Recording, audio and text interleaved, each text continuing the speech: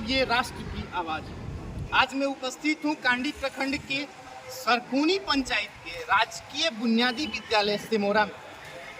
आज मैं यहाँ उपस्थित हूँ, मैं यहाँ दिखाऊंगा ये जो बुनियादी विद्यालय है, लोग यहाँ के बताते हैं कि बहुत संघर्ष से, बहुत प्रयास के बाद इस विद्यालय को पढ़ा करके यहाँ तक पहुँचाया गया। यहाँ पे उपस्थित यहाँ के टीचर, यहाँ के अभिभावक बताते हैं कि बहुत इस विद्यालय के पीछे काफ़ी सारे लोग का बहुत संघर्ष रहा है। आज मेरा विद्यालय में आने का मकसद ये है, मैं यहाँ दिखाना चाहता हूँ कि इस विद्यालय में 1 से लेकर कक्षा 10 तक का क्लास चलता है। हजारों बच्चे पढ़ने आते हैं। ये प्रखंड मुख्यालय से महज 5 किलोमीटर के दूर पे है, जो सरकूनी पंचायत के सिमोरा गांव में आता है। इस विद्यालय में छोटे छोटे बच्चे, अभी हमने आपको बताया कि 0 से 10 क्लास तक के बच्चे पढ़ने आते हैं।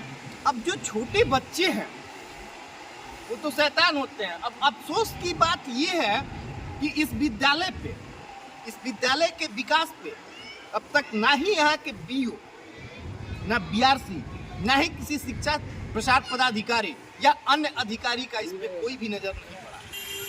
इस विद्यालय का स्थिति दिन प्रतिदिन बद से बदतर होते जा रहा है। आप देख सकते हैं कि इस विद्यालय में कोई भी कैंपस की सुविधा उपलब्ध नहीं है। मैं आपको दिखाना चाहूंगा कि इस विद्यालय में पास से एक सड़क गुजरी हुई है जो सीधे प्रखंड मुख्यालय कांडी से पतिला चौक को जोड़ती है। यहाँ पे एक भी कैंपस की सुविधा उपलब्ध नहीं है। अब यहाँ पे छोटे छोटे बच्चे पढ़ने आते हैं। समस्या इस बात की नहीं है कि इस विद्यालय में कैंपस नहीं है, समस्या इस बात की है कि जो विद्यालय में छोटे छोटे बच्चे पढ़ने आते हैं, क्लासरूम से बाहर निकलते हैं और सीधे सड़क पे चले जाते हैं। सड़क है, जाहिर सी बात है कि इस पे गाड़ी चलेगी ही चलेगी। मैं आपको दिखाना चाहूँगा कि पास से ही सड़क गुजरी हुई है। अगर इस पे बच्चे जाते हैं और कल के डेट में यहाँ कोई दुर्घटना घट जाती है तो इसका जवाबदेह कौन है? आखिर इस पे शिक्षा प्रसार पदाधिकारी हो या हमारे देश के शिक्षा विभाग के कोई अन्य अधिकारी हो या फिर शिक्षा विभाग, आखिर मौन क्यों है? यहाँ के मुखिया, जो वर्तमान मुखिया है सुबोध कुमार वर्मा, उनके द्वारा एप्लीकेशन के माध्यम से या ऐसे भी जाने कितने बार ये प्रयास किया गया है इस विद्यालय में 4 दीवारी का निर्माण कराया जाए। यहाँ के जो एचएम है पुरुषोत्तम कुमार द्विवेदी, इनके द्वारा भी लगातार प्रयास किया जा रहा है कि यहाँ पे एक बाउंड्री दे दिया जाए ताकि बच्चे सुरक्षित रहें। लोग अपने घर से बच्चे को विद्यालय में भेजते हैं पठन पाठन करने के लिए, ताकि मेरा बच्चा विद्यालय में जाएगा, वहाँ जा करके सही शिक्षा ग्रहण करेगा, आस पड़ोस के माहौल से दूर रहेगा, वातावरण अच्छा रहेगा। लेकिन यहाँ पे बाहर से लोग आते हैं, विद्यालय कैंपस में घुसते हैं और आकर के अपनी मनमानी करते हैं। अगर इस जगह पे कैंपस होती तो क्या बाहर से लोग आकर के अपने मनमानी करके जाते? विद्यालय बंद होने के बाद ये विद्यालय नशेड़ियों का अड्डा बन जाता है। यहाँ पे शाम 3 बजे से नशेड़ियों का भीड़ लगना स्टार्ट हो जाता है। यहाँ पे लोग आकर के शराब पीना स्टार्ट करते हैं, गांजा पीना स्टार्ट करते हैं, पूरा वातावरण को दूषित करके रख देते हैं। आखिर इसका जवाबदेह कौन है? मैं पूछना चाहता हूँ कि इस विद्यालय में अब तक बाउंड्री क्यों नहीं किया गया? इस विद्यालय में ना ही शौचालय की सुविधा अच्छे से दी गई है, ना ही बाउंड्री की सुविधा अच्छे से दी गई है और ना ही यहाँ की ग्राउंड की सुविधा अच्छे से दी गई है। मैं ये पूछना चाहता हूँ कि आखिर इस लापरवाही के पीछे, इतनी बड़ी लापरवाही जो बरती जा रही है विद्यालय के साथ में, इसका जवाबदेह कौन है? इस चीज़ को दिखाने के लिए आज मैं उपस्थित हूँ राजकीय उत्क्रमित बुनियादी विद्यालय सिमोरा में। सबसे पहले मैं आपको दिखाना चाहूँगा, जो मैंने अभी आपसे बात की कि विद्यालय में बाउंड्री की सुविधा नहीं है और यहाँ से मुख्य सड़क जो प्रखंड मुख्यालय कांडी को जोड़ती है सामने है। अगर बच्चे निकल करके सड़क पे चले जाएं तो क्या स्थिति होगी? आइए मैं उस सड़क को दिखाता हूँ। जी, आप देख सकते हैं जिस सड़क के बारे में हम बात कर रहे थे, ये वही सड़क है जो पतिला चौक से होते हुए प्रखंड मुख्यालय कांडी को जोड़ती है। और यहाँ पे दूर दूर तक आप देख सकते हैं कि कोई भी बाउंड्री की सुविधा नहीं है। और हमने बताया कि यहाँ से 0 मतलब कि छोटे छोटे बच्चे से लेकर के 10th क्लास तक के विद्यार्थी पढ़ते हैं। सपोज दैट कोई विद्यार्थी अगर वहां से निकल करके आ जाता है और सड़क पे चला जाए, लगातार गाड़ियां चलती रहती है और कोई अगर चप जाए, किसी की मृत्यु हो जाती है, किसी की पैर टूट जाता है, किसी का हाथ या चोट आ जाता है, तो इसका जवाबदेह कौन है? आइए मैं इस विषय पे यहाँ के प्रधानाध्यापक से बात करना चाहूंगा कि आखिर वो क्या कहते हैं, उनकी क्या प्रतिक्रिया होती है। आज मैं उपस्थित हूँ राजकीय बुनियादी विद्यालय में, जो अभी अभी हमने बताया कि यहाँ पे बाउंड्री की सुविधा नहीं है। जितना पर्याप्त मात्रा में यहाँ पे छात्र छात्राएं हैं, उसके हिसाब से यहाँ पे कोई ढंग का शौचालय की व्यवस्था नहीं है, बच्चे बाहर चले जाते हैं। आइए मैं बात करता हूँ यहाँ के प्रधानाचार्य से। सर नमस्कार, TV7 राष्ट्र की आवाज में आपका स्वागत है। सर कहना यह है कि आपका जो विद्यालय है प्रखंड मुख्यालय के काफी करीब है। यहाँ पे सर किस किस क्लास के बच्चे पढ़ते हैं? यहाँ कक्षा 1 से 9 तक के बच्चे हैं। कुल बच्चों की संख्या 612 है। 612 बच्चे। सर 612 बच्चे को पढ़ाने वाला एक विद्यालय, यहाँ से 612 बच्चे पढ़ कर के निकल रहे हैं। पहले भी काफी पहले से विद्यालय चलते आ रहा है। सर इसमें अभी तक बाउंड्री की व्यवस्था नहीं की गई। बाउंड्री की व्यवस्था मान लीजिए तो विभागीय चीज़ है। विभाग से मान लीजिए कई बार हमने लिख कर इसको लिखित सूचना भी दिया है, लेकिन अभी तक इस पर कोई कार्रवाई नहीं हुई, जबकि बाउंड्री बहुत जरूरी है यहाँ पर। सर आपके विद्यालय के ठीक सामने 0 मीटर की दूरी पे एक मुख्य सड़क गुजरी हुई है, जो प्रखंड मुख्यालय कांडी से पतीला चौक जाती है या पतीला चौक से प्रखंड मुख्यालय कांडी को जोड़ती है। सर उस पे लगातार गाड़ी का आगमन होते रहता है, आवागमन होते रहता है। सर आपके विद्यालय में हमने बताया या हमने देखा कि 0 से लेकर के 10th तक के बच्चे पढ़ते हैं। सर अगर कोई छोटा बच्चा निकल करके सड़क पे चला जाता है, अभी अभी हमने आया तो देखा कि कुछ बच्चे बाहर पानी पीने के लिए निकले हुए हैं, अगर वो बच्चे सड़क पे चले जाते हैं और कोई दुर्घटना घट जाती है तो इसका जवाबदेह कौन है? इसके जवाबदेह तो प्रशासन होगा, विभागीय होंगे। हम क्या कर सकते हैं? हम लोग तो माने पूरे दिन भर सजग रहते हैं इस बिंदु पर कि बच्चे कभी दुर्घटना का शिकार न हो। टिफिन भी होती है तो हम खड़ा होकर उन लोगों को मॉनिटरिंग करते हैं। आखिर यहाँ के जो शिक्षक हैं वो बच्चे को पढ़ाएं या फिर गार्डिंग करें बच्चों का? जब तक तो व्यवस्था नहीं हो पाती है विभाग की तरफ से, तब तो हमको गार्डिंग करना मेरा धर्म है, मेरा कर्तव्य है। सर क्या इससे पढ़ाई बाधित नहीं होती है? जो टीचर यहाँ पे पढ़ाने के लिए आते हैं, एक्चुअली होता क्या है कि स्कूल में सीमित शिक्षक दिए गए, कुछ स्कूल ऐसे भी हैं कि एक कंबाइंड क्लास चलाना पड़ता है, पर्याप्त मात्रा में शिक्षक नहीं है। तो सर कहना ये है कि देख रहे हैं कुछ शिक्षक बाहर निकल करके बच्चों को प्रोटेक्ट कर रहे हैं कि बच्चे बाहर ना जाएं। तो सर क्लासरूम में पढ़ा कौन रहा है? अगर वो प्रोटेक्ट करने में लगे हुए हैं तो फिर क्लासरूम में पढ़ा कौन रहा है? और अगर वो क्लासरूम में पढ़ाने चले जाते हैं तो बाहर बच्चे को प्रोटेक्ट कौन करेगा? बच्चे में अभी प्रोजेक्ट इम्पैक्ट के तहत पास आउट का सिस्टम है, जिसमें बच्चे सीमित संख्या में ही बच्चे बाहर आते हैं जी। इस स्थिति में अभी बहुत सा नियंत्रण है। 2 बच्चे क्लास से आते हैं, 2 बच्चे जब जाते हैं तो अगला 2 बच्चा आता है। फिर भी शिक्षक को सक्रिय रहना पड़ता है, एक नज़र बाहर भी रखना पड़ता है। मतलब कि बच्चे भी गार्डिंग करते हैं। हाँ।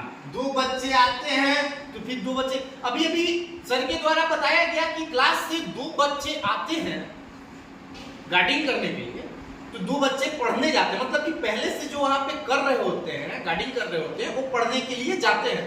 सर ये जो 2 बच्चे पढ़ने आते हैं तो 2 बच्चे जाते हैं, सर इस बीच में जो गैपिंग हुई, उनकी जो पढ़ाई छुटी, वो कैसे पूरा? मेरा कहना है कि प्रोजेक्ट इम्पैक्ट के तहत प्रत्येक क्लास में पास आउट सुविधा है। अच्छा, वहाँ का मॉनिटर पास आउट देगा, वो पास आउट से लेके बच्चे बाहर आते हैं। वो बच्चे जब भीतर जाएंगे तब दूसरे बच्चे की अपनी सुविधा के लिए यहाँ पर आएंगे। सर इस विद्यालय में बाउंड्री वॉल के लिए क्या आपके द्वारा कंप्लेन किया गया कि यहाँ पे सुविधा चाहिए या इस प्रकार से? विभागीय जेई को, शिक्षा विभाग के जो जेई है, उनको मैंने लिखित इसकी सूचना दिया हूँ, बाउंड्री का डिमांड किया हूँ, और इसकी सूचना मैं तकरीबन 3 बार दे चुका हूँ। उसके बाद लेकिन अब तक इस पे कोई कार्रवाई नहीं।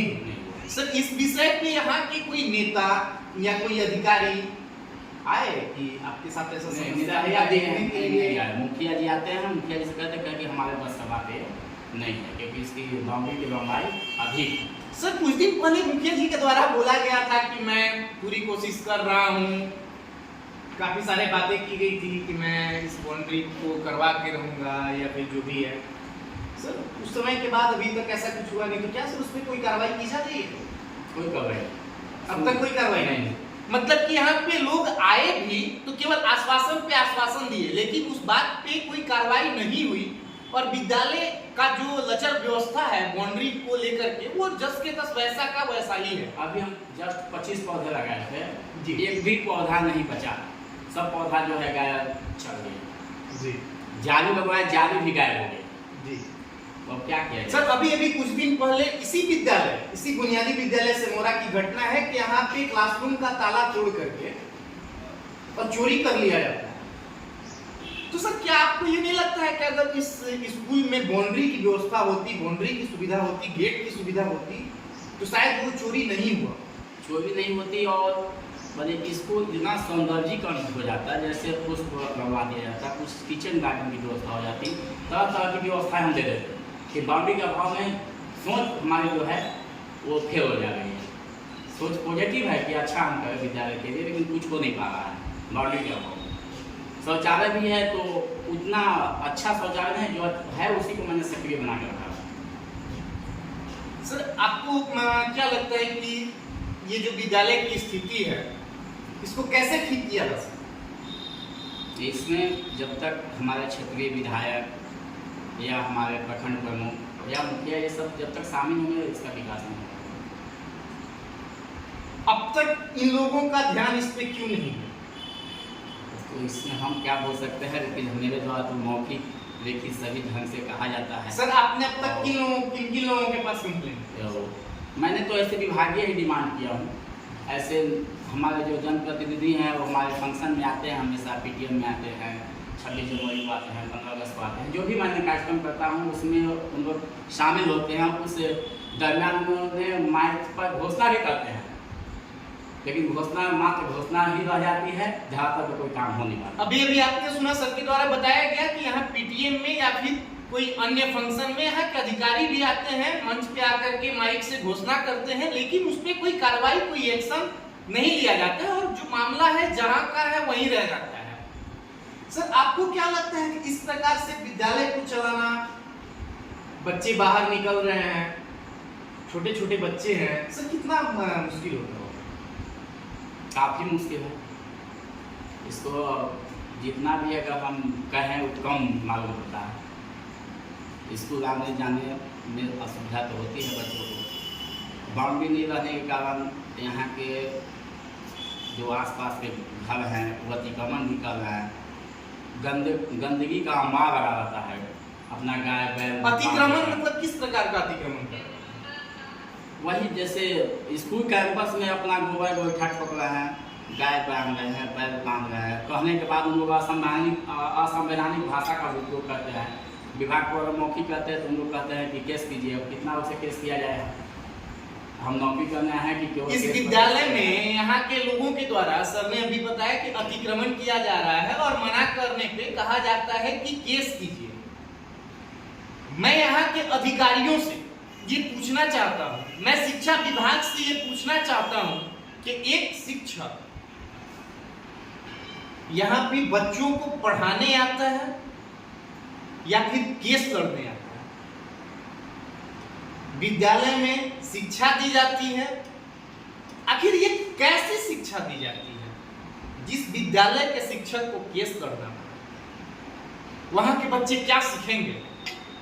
वहां के तो बच्चे ऑटोमेटिक यही सीखेंगे कि उस पे केस करो, उससे केस लड़ो, उससे लड़ो, वहां FIR करो, वहां थाना जाओ। इस प्रकार से आखिर एक शिक्षक विद्यालय को कैसे चलाए?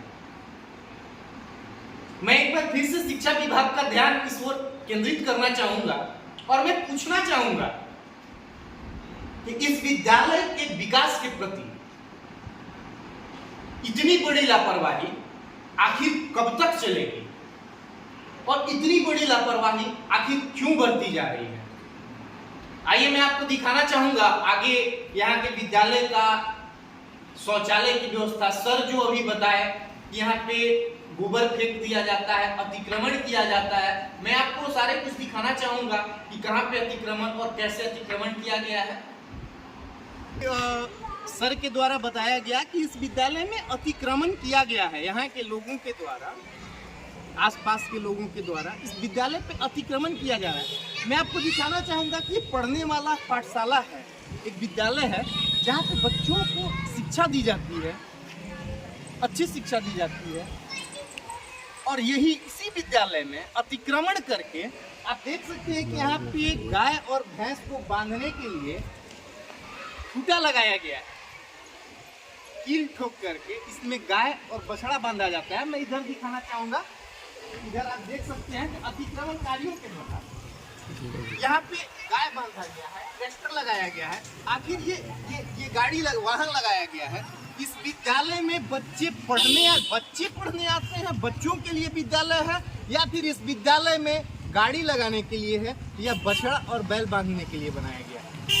आखिर इस पे प्रशासन, शिक्षा विभाग मौन क्यों है? मैं अभी आपको एक चीज और दिखाना चाहूंगा कि इसी विद्यालय में लोग अपने निजी स्वार्थ के लिए निजी प्रयोग में लाते हैं। आप देख सकते हैं कि यहाँ पे गोबर, जो गाय का गोबर है, यहाँ पे फेंक दिया गया है।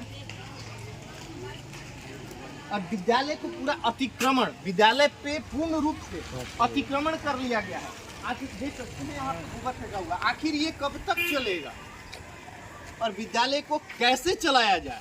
मैं पूछना चाहता हूँ यहाँ के शिक्षा प्रसार पदाधिकारी से कि आप अब तक सोए हुए क्यों हैं और इस विद्यालय की ऐसी दुर्गति आखिर कब तक चलेगी? सर, इस विषय में आप क्या कहना चाहेंगे? आखिर ये किनके द्वारा ये गोबर फेंका गया, अतिक्रमण किसके द्वारा किया जा रहा है? ग्रामीण द्वारा किया जाता है। बोलने के बाद तो यहाँ की ग्रामीण असंवैधानिक भाषा का भी प्रयोग करते हैं, गाली कर देते हैं। यहाँ तक कहते हैं कि तुम्हारा बाप का ये जमीन है। परसों ही घटना है कि परसों मैंने आया था वृक्षारोपण के लेकर। एक यहाँ के लेडीज थी, उनका गाय कंपाउंड में बंधा हुआ था। मैंने कहा कि इसको खोल के दौड़ा दो, बच्चा दौड़ा दिया। उनके द्वारा जब बुलाया गया तो अनाप शनाप गाली गलौज करने लगी। तो इस स्थिति में विद्यालय चलाना बहुत मुश्किल है। सर के द्वारा अभी बताया गया कि एक गाय अंदर, कैंपस के अंदर गाय घुस जाता है और मना करने के बाद गाली गलौज किया जाता है। आप देख सकते हैं कि यहाँ पे विद्यालय कैंपस में ही एक पुराना रूम है, उसमें कूड़ादान बना दिया गया है। यहाँ के लोगों के द्वारा विद्यालय कैंपस को कूड़ादान बना दिया गया है। मैं दिखाना चाहूँगा आपको, थोड़ा जूम करके दिखाइएगा, जूम करके थोड़ा दिखाइएगा। इसको कूड़ादान बना दिया गया है। विद्यालय में साफ, सुरक्षित और स्वच्छ, जहाँ पे सफाई होनी चाहिए, उस जगह पे कूड़ादान बना दिया गया है। आखिर इस तरीका से कैसे विद्यालय चलाया जाए? आखिर इस पे अधिकारी मौन क्यों है? आखिर शिक्षा विभाग का इस पे ध्यान क्यों नहीं जा रहा है? इतनी बड़ी लापरवाही, बच्चों के भविष्य के साथ खिलवाड़ कब तक किया जाएगा? लोग बोलते हैं कि बच्चे जो हैं देश का भविष्य है। जब नींव ही गलत है, जिस विद्यालय का नींव ही गलत डाला जा रहा है, उस विद्यालय के बच्चे आगे चल के क्या करेंगे? आप देख रहे हैं TV7, ये राष्ट्र की आवाज़ है। फिर मिलते हैं एक नेक्स्ट वीडियो की ओर। तब तक वीडियो कैसा लगा आप कमेंट करके जरूर बताएं और हमारे चैनल को लाइक और सब्सक्राइब जरूर करें।